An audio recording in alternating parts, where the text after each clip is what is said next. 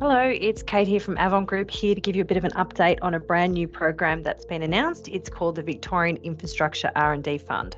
This grant will provide funding of anywhere between $250,000 up to $2 million for investment into R&D infrastructure for eligible businesses.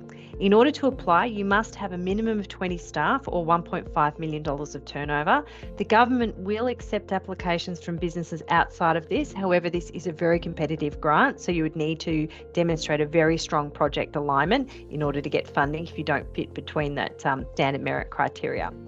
Now, the fund is designed to aid project investment for those projects that are aligned to the Victorian priority industries, which are published as part of their manufacturing statement.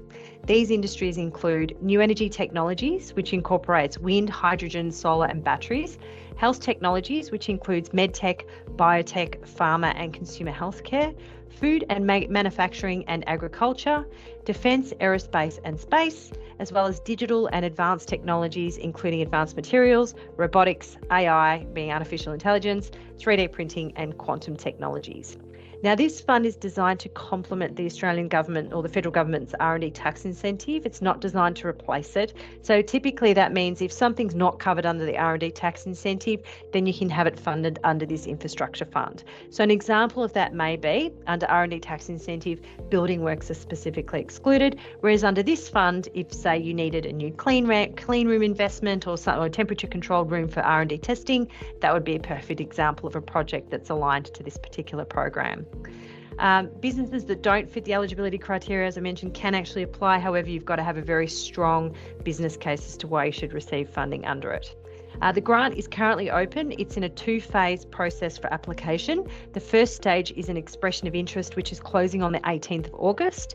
And then the next stage of that will be an invitation to apply. We anticipate that round to close in or around October 2023.